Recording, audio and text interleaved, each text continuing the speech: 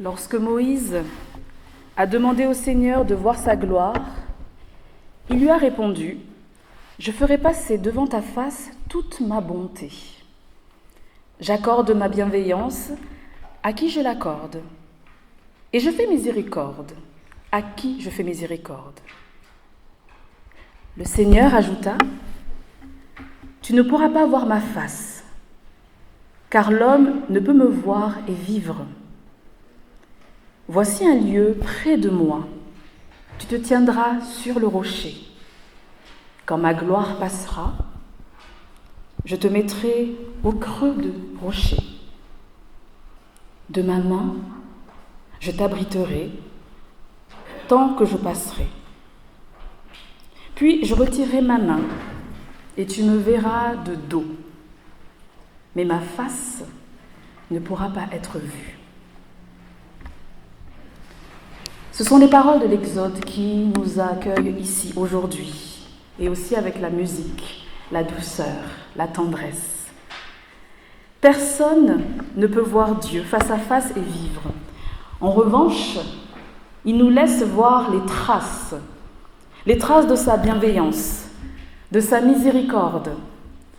Lorsqu'il croise notre route, nous sommes donc tous invités à lire et relire la marque de ces passages en nous, dans nos vies. Nous sommes invités à nous souvenir de ces temps où il nous a mis au creux du rocher, où il nous a abrités de sa main. Oui, le Seigneur est là, présent. Alors que le Seigneur, notre Dieu, lui qui est Père, Fils et Saint-Esprit, soit ici au milieu de nous, qu'il nous accorde sa grâce, qu'il souffle sur nous, qu'il nous inspire, et que l'amour du Père vienne nous entourer de sa paix au milieu de nos agitations. Amen. Bienvenue à vous, bienvenue en ce lieu où nous faisons communauté, où nous sommes une partie de la famille de Dieu. Un lieu où nous nous retrouvons tous les dimanches, un lieu où nous venons nous rencontrer, nous saluer, où nous voulons entendre la parole, chanter, prier, faire silence, nous poser, nous reposer, nous ressourcer. Et quoi de mieux aussi pour commencer un culte parfois que de se dire bonjour, de se saluer, de saluer les voisins qui sont à droite et à gauche, devant nous, derrière nous, pour dire bonjour, bienvenue à toi en ce temps, en ce matin, que tu sois un habitué du lieu, que tu sois de passage, que tu sois ici en catimini où tu t'es dit je vais venir ici tranquillement juste pour me ressourcer, pour que personne ne me voie. Non, le Seigneur te voit, le Seigneur t'a invité ce matin. Si tu es ici aujourd'hui, ce n'est pas pour rien. Alors sois accueilli par ton frère, ta sœur en Christ qui se trouve à côté de toi, devant toi. Je vous invite à vous saluer. Et je vous invite à la prière.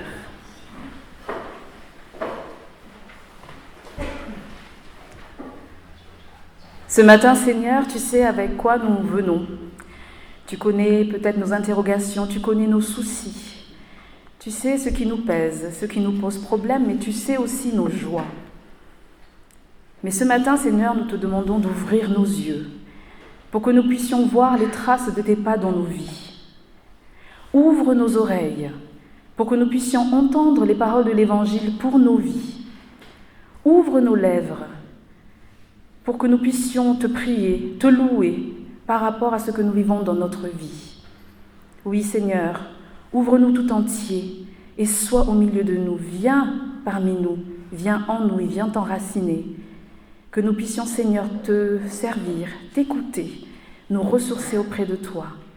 Et que, Seigneur, ce temps de culte que nous passons ensemble soit un temps mis à part pour toi. Amen.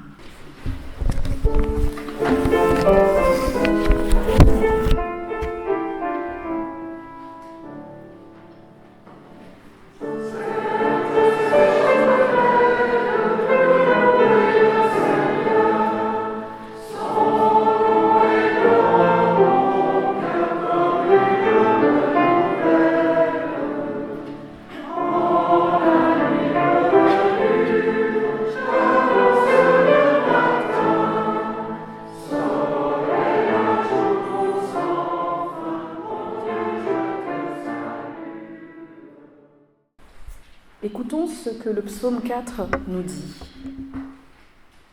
Quand je crie, réponds-moi, Dieu, ma justice. Toi qui me libères dans la détresse, pitié pour moi, écoute ma prière. Fils des hommes, jusqu'où irez-vous dans l'insulte de ma gloire? L'amour du néant et la course au mensonge? Sachez que le Seigneur a mis à part son fidèle. Le Seigneur entend quand je crie vers lui. Mais vous, tremblez, ne péchez pas. Réfléchissez dans le secret, faites silence. Offrez les offrandes justes et faites confiance au Seigneur. Beaucoup demandent, qui nous fera voir le bonheur? Sur nous, Seigneur, qui s'illumine ton visage. Tu mets dans mon cœur plus de joie que toutes leurs vendanges et leurs moissons. Dans la paix, moi aussi, je me couche et je dors, car tu me donnes d'habiter, Seigneur, seul, dans la confiance.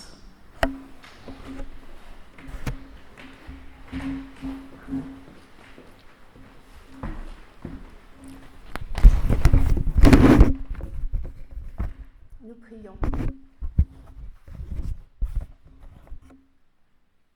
Merci Seigneur. Je te rends grâce de tout cœur, car tu sais que je t'aime. Ne m'oublie pas, Seigneur, ne m'abandonne pas, mon Dieu. Tu es l'espoir de ma vie. Tu m'as donné ta tendresse, tu me l'as donnée gratuitement. J'ai confiance en toi, je n'ai plus rien à craindre. Si le monde entier chancelait sur ses bases, je resterai debout et je garderai confiance. Même si je vois que tout autour de moi, tout meurt, je suis sûre, je le sais. Je ne mourrai jamais, car tu es avec moi et je suis avec toi. Nous prions Dieu. Seigneur, par le souffle de ton esprit, viens habiter nos vies.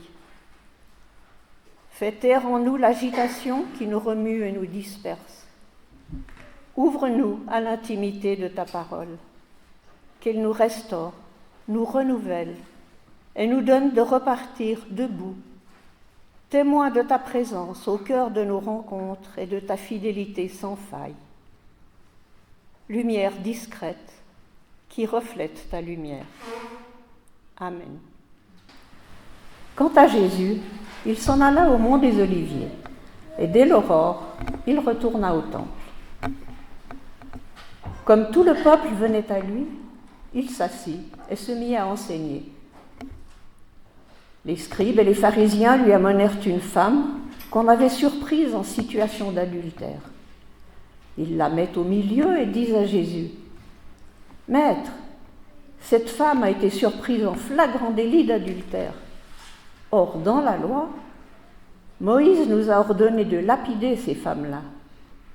Et toi, que dis-tu » Il parlait ainsi pour le mettre à l'épreuve, afin de pouvoir l'accuser. Mais Jésus s'était baissé, et du doigt, il écrivait sur la terre. Comme on persistait à l'interroger, il se redressa et leur dit, « Celui d'entre vous qui est sans péché, qu'il soit le premier à lui jeter une pierre. » Il se baissa de nouveau, et il écrivait sur la terre. Eux, après avoir entendu cela, s'en allaient, un par un, en commençant par les plus âgés. Jésus resta seul avec la femme, toujours là, au milieu. Il se redressa et lui demanda, « Femme, où sont-ils donc? Personne ne t'a condamné ?» Elle répondit, « Personne, Seigneur. » Et Jésus lui dit, « Moi non plus, je ne te condamne pas. Va, et désormais ne pêche plus. » Et nous chantons dans le Cœur à cœur au numéro 99.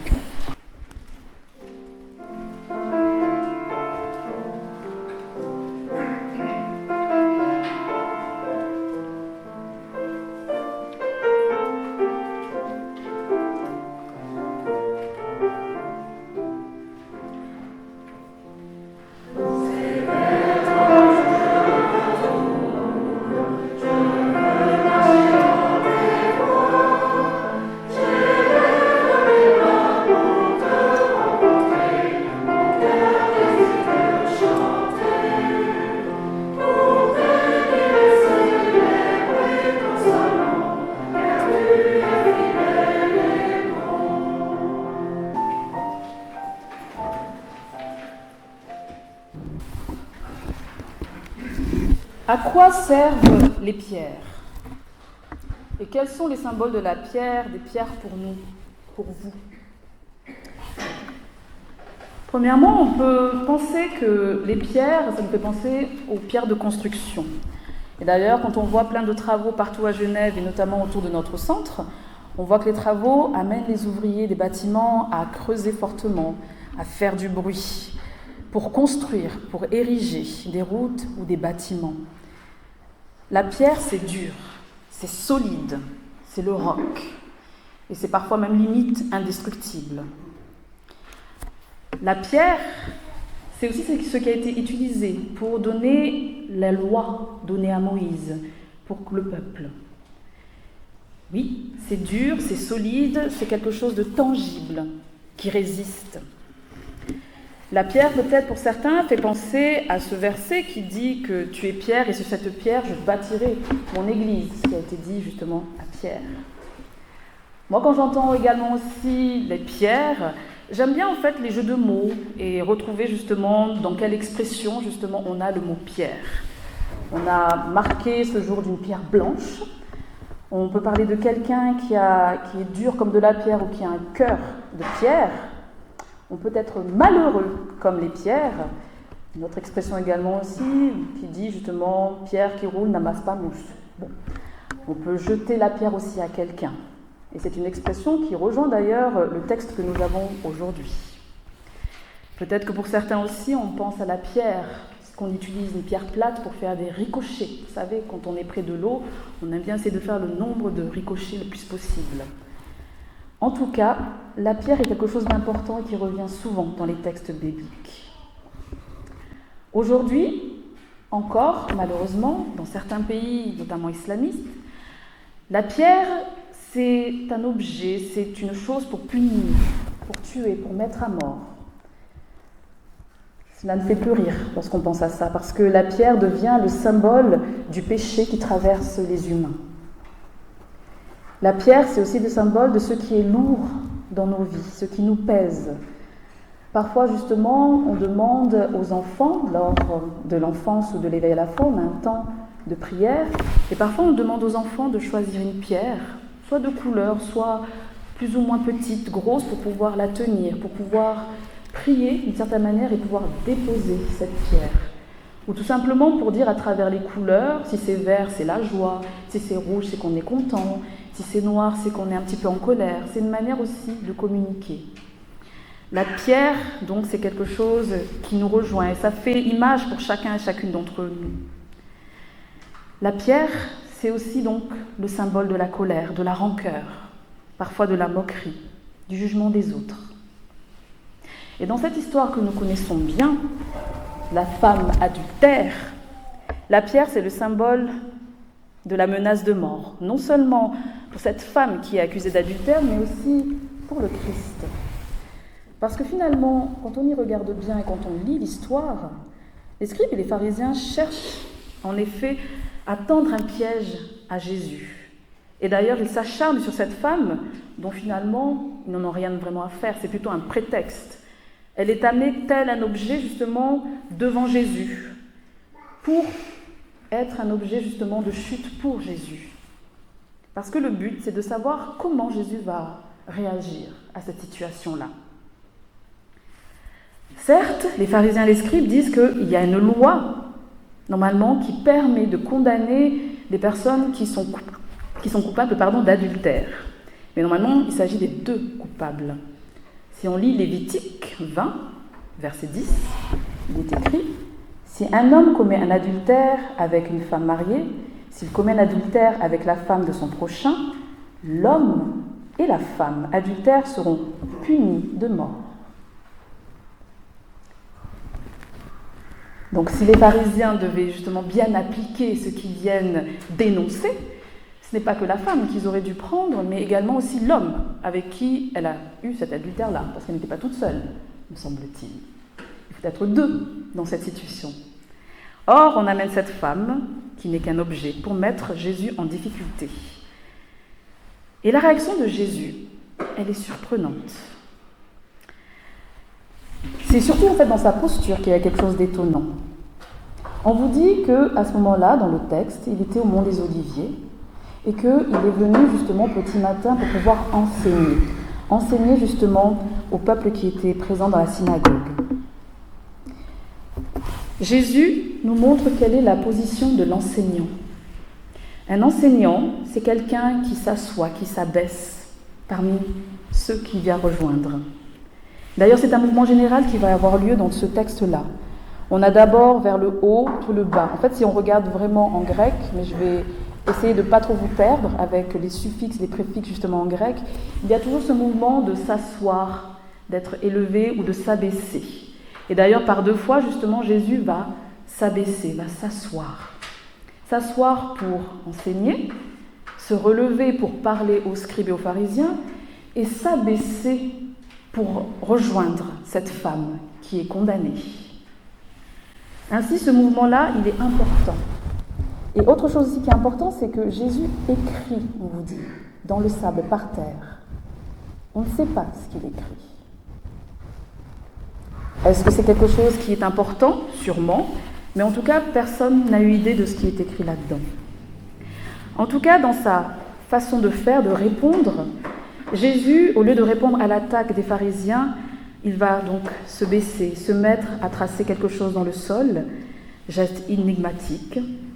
Peut-être justement une manière pour lui de ne pas répondre à la violence par la violence, de ne pas être acerbe, je ne sais pas.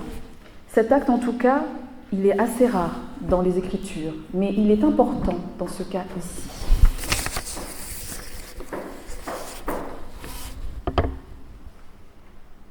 Qu'est-ce qu'il écrit? On ne sait pas, mais en tout cas, il écrit sur la terre. Et je me suis interrogée sur le fait que Moïse, à l'époque, justement lorsqu'on a donné la loi que ces mêmes pharisiens et scribes vont utiliser, on vous dit qu'en fait, ils sont créés dans la pierre. Le doigt de Dieu a été utilisé pour écrire les tables de la loi solides. Et aujourd'hui, lorsque cette femme est amenée devant Jésus, on veut que cette loi soit appliquée. Or, comme je vous dis, la situation de départ, lorsqu'on amène cette femme, elle est un petit peu, on va dire, bancale, parce qu'il faudrait amener les deux pour pouvoir les accuser et pour pouvoir les mettre à mort. Mais Jésus, lui, avec son attitude et avec sa réponse, va amener quelque chose de totalement nouveau. Il va s'ancrer, il va écrire sur la terre. C'est comme s'il y avait quelque chose du passage de la loi qui est donné au ciel par Dieu, au peuple, qui doit s'inscrire sur la terre. Et aussi la terre, je dirais, de nos existences. La terre de notre cœur. Qu'est-ce que Jésus inscrit à ce moment-là? Peut-être que certains ont une idée, une inspiration. Peut-être que ce texte est aussi un appel pour nous à nous poser la question de qu'est-ce que Dieu veut écrire dans nos cœurs à nous. Lorsque nous sommes accusés ou lorsque nous accusons peut-être les autres.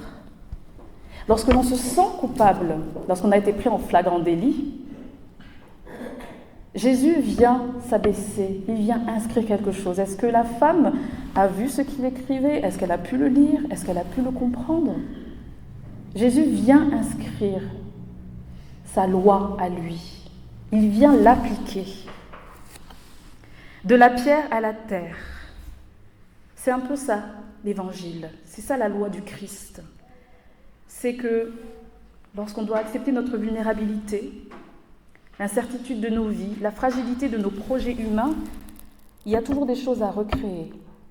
Et Jésus vient toujours justement s'abaisser près de nous et écrire, cheminer.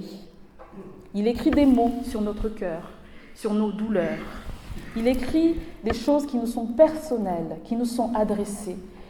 Et pas besoin que les autres aient vent de ce qui est compté.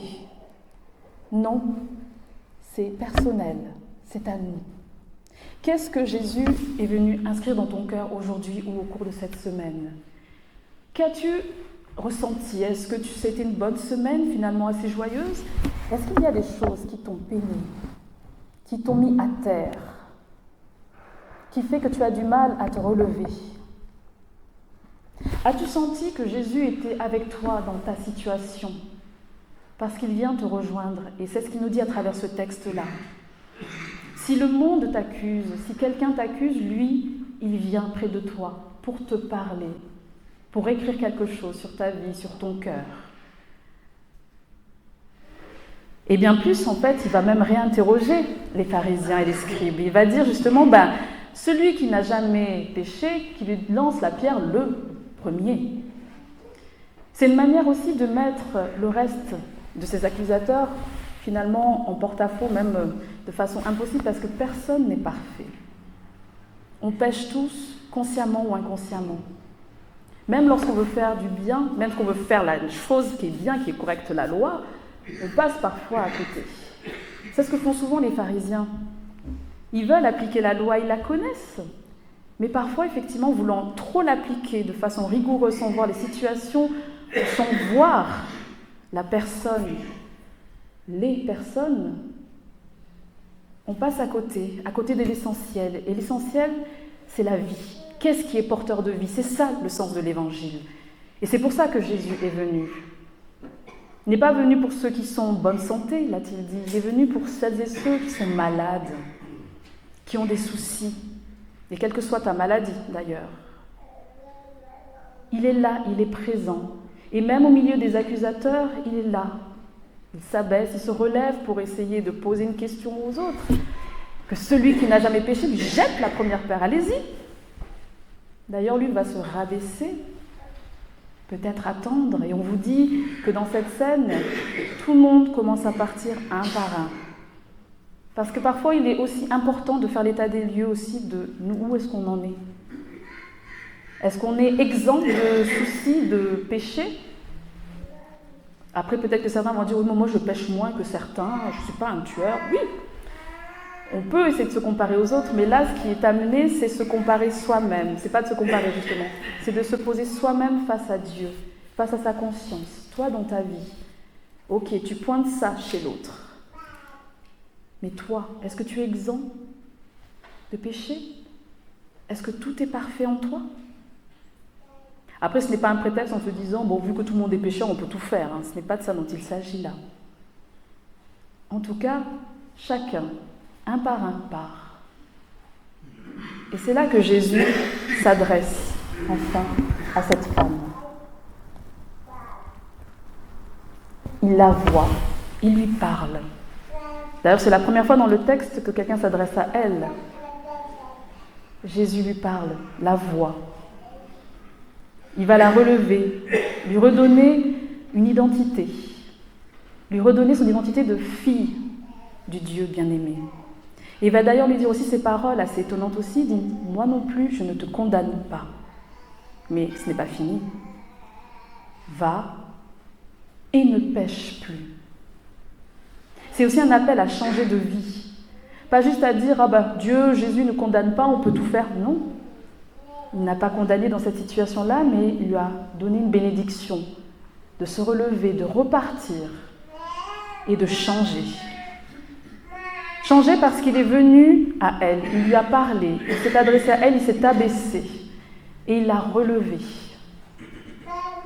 Un appel aussi pour nous dire que, quelle que soit la situation que nous vivons aujourd'hui, et c'est facile à dire parfois, je ne sais pas ce que tu vis, si tu as des soucis d'ordre de santé, si tu as des soucis de santé, on vient t'apporter un verre d'eau. Vous voyez, comme dans cette communauté, on est aux soins de chacun. Est-ce qu'il y a d'autres soucis qui te font problème dans la famille, au niveau financier, dans tes études? Qu'est-ce qui te met à terre? Eh bien, dis-toi que même quand tu es à terre, le Seigneur, il vient. Si tu es à terre allongé, il vient s'allonger près de toi. Il te regarde et il te relève. Alors relève-toi avec l'assurance que Dieu est là, qu'il est présent. Pas présent comme le monde par rapport à tout le chaos, à tout ce qu'on entend aujourd'hui, mais Dieu a sa manière à lui de te parler, d'inscrire des mots dans ton cœur, dans ta vie. Tu n'es pas parfait, c'est vrai. Mais ça ne t'empêche pas de pouvoir d'être atteint par Dieu. Ne laisse pas les culpabilités et tes limites te dire que de toute façon, perdu pour perdu, autant laisser Dieu de côté. Dieu n'abandonne pas ses enfants. Il t'aime d'un amour immense. Et il a même donné son Fils Jésus-Christ pour toi. Et dans quelques jours, dans quelques semaines, on va même fêter la Pâque. Et dans la Pâque, il y a aussi une histoire de pierre roulée. Une pierre qui fermait le tombeau, et on vous dit que la pierre a roulé pour laisser une ouverture, pour laisser une résurrection, pour laisser la vie sortir. La vie qui prime sur la mort. Quel que soit ce que tu vis, quelle que soit la pierre que tu portes, Dieu est avec toi. Dépose cette pierre auprès de Dieu. Sois attentif à sa lumière, à sa parole, à ses écritures. Inscris-les dans ta vie. Chante-les, médite-les, fais silence. Et laisse le Seigneur justement graver dans ton cœur son amour, sa paix et ton identité. Tu es enfant bien-aimé du Seigneur Jésus-Christ. C'est ça ta première identité. Et ne l'oublie jamais. Amen.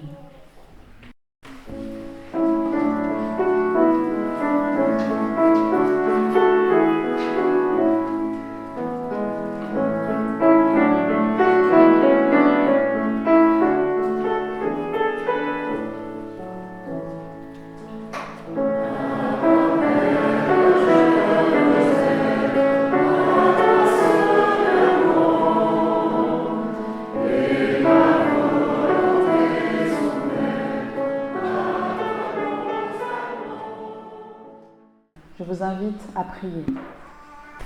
Qui sommes-nous devant toi, Seigneur? Sommes-nous cette femme écrasée sous la honte, la culpabilité, la faute, le fardeau du péché? Ou sommes-nous ces religieux, enfermés dans leur certitude, prêts à juger ceux qui s'écartent du droit chemin? Ou sommes-nous ces religieux aux mains pleines de pierres, prêtes à être lancées? Que nous soyons la femme ou les religieux, tu t'abaisses pour ne pas nous condamner. Tu poses le doigt dans la poussière pour ne pas que nous nous perdions. Tu gardes le silence pour ne pas nous rejeter. Que nous soyons la femme ou les religieux, tu nous appelles à nous relever, à dépasser nos culpabilités et à déposer notre vanité. Que nous soyons la femme ou les religieux, nous voici devant toi, Seigneur, dans la vérité de notre vie, dans l'ambiguïté de notre foi, dans le maquis de nos jalousies. Lorsque Jésus renvoie les religieux à leur conscience, ils se sont retirés un à un. Jésus lève les yeux, il est seul avec cette femme, et il ne la condamne pas. Moi non plus, je ne te condamne pas, dit Jésus. Alors face à ceux qui te blessent, l'Évangile te redresse. Contre ceux qui t'accusent, le pardon est sans mesure. Sois dans l'assurance d'être aimé. La parole s'est incarnée en Jésus-Christ. Sois plein de paix et d'amour, de joie et de reconnaissance. Amen. Et c'est cette reconnaissance que nous allons chanter ensemble avec l'Anus Dei au 130 du Psaume et Cantique, le numéro 130 dans le Psaume et Cantique que nous chantons ensemble.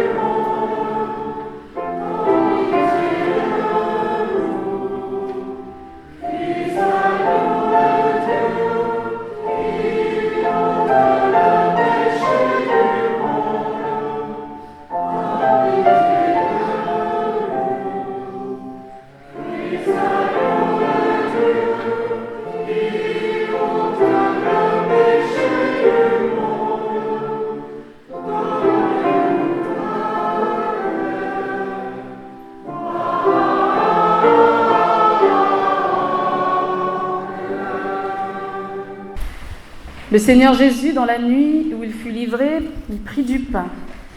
Et après avoir rendu grâce, il le rompit et dit « Ceci est mon corps, qui est pour vous.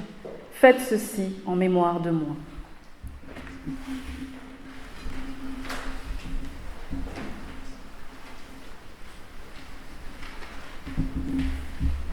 Il fit de même avec la coupe après le repas en disant « Cette coupe est la nouvelle alliance en mon sang. Faites cela toutes les fois que vous en boirez en mémoire de moi. »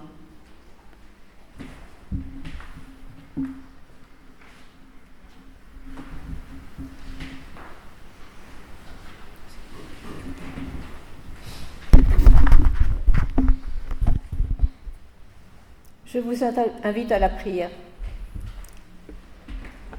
C'est vrai, Seigneur, que nous avons beaucoup de bonnes raisons de ne pas répondre à ton appel.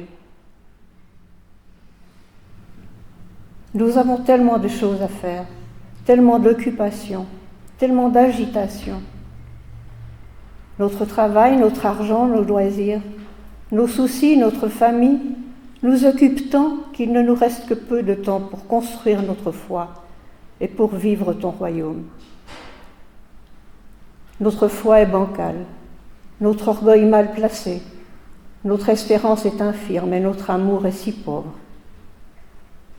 Mais dans l'histoire de la femme adultère, tu nous appelles à être honnêtes avec nous et les autres, et tu nous rappelles que tu ne nous juges pas, mais que tu nous appelles à ne plus vivre comme avant, à être conformes à ta volonté.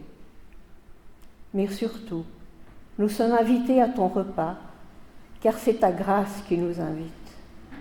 Nous voici.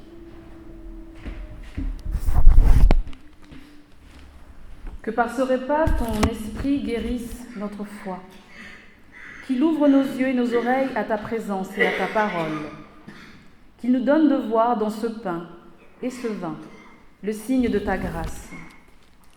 Que ce repas soit parabole du festin, où tu nous invites, où tu nous attends, où tu nous réjouis et tu nous renouvelles.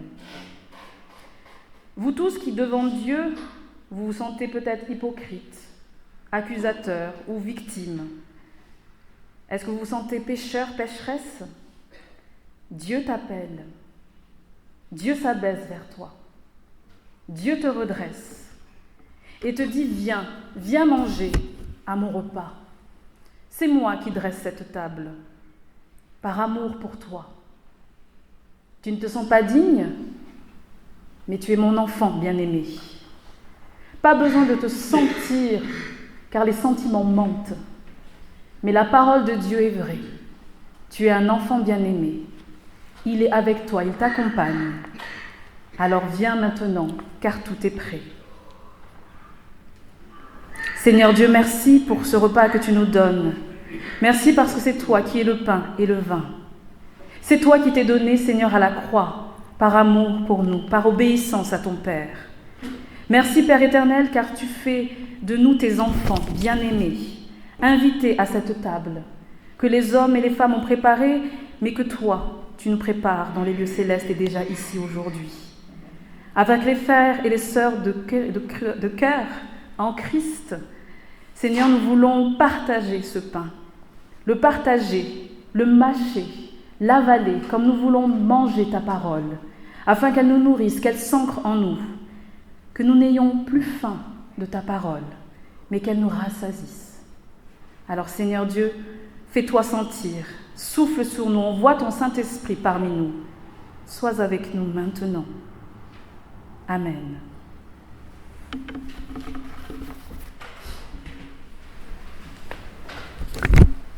Le pain que nous rompons est communion au corps de notre Seigneur Jésus-Christ.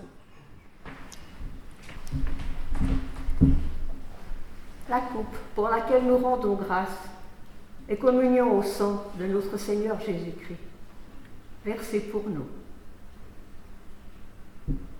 Tu es invité à cette table. Tu es invité à venir pour le prendre.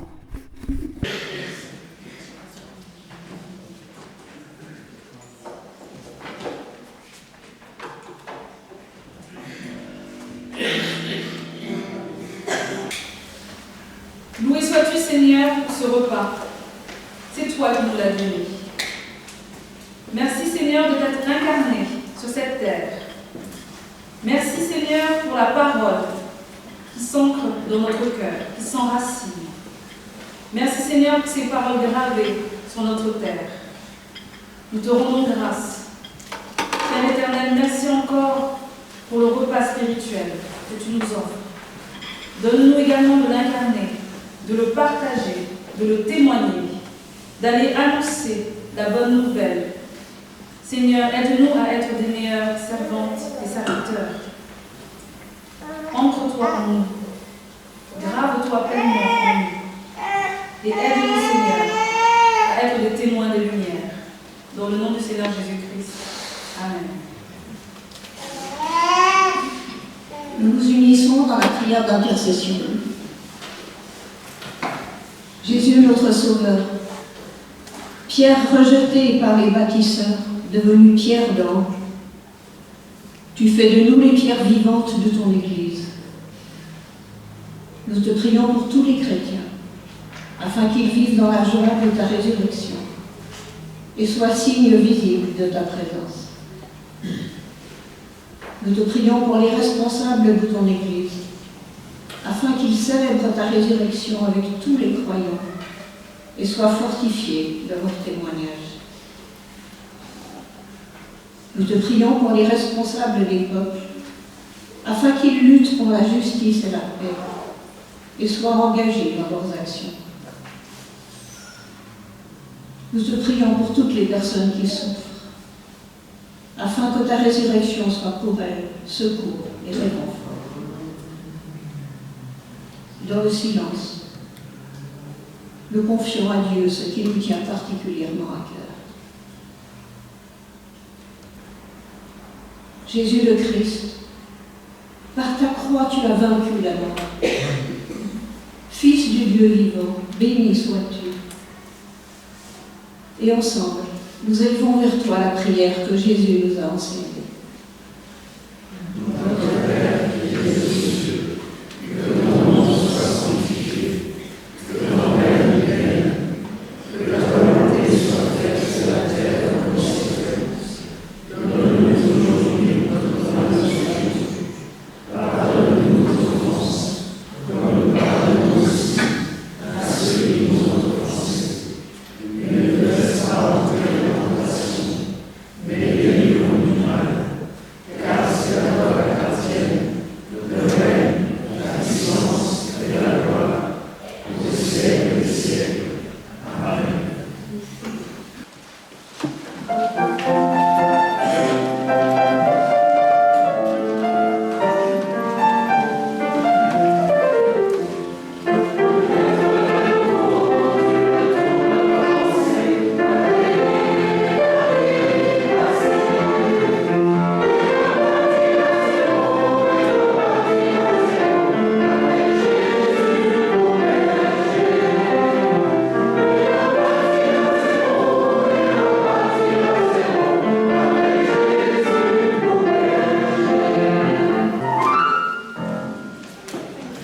Toi, ma sœur, toi, mon frère, quitte ce lieu et partage ce que tu as reçu avec celles et ceux que tu rencontreras.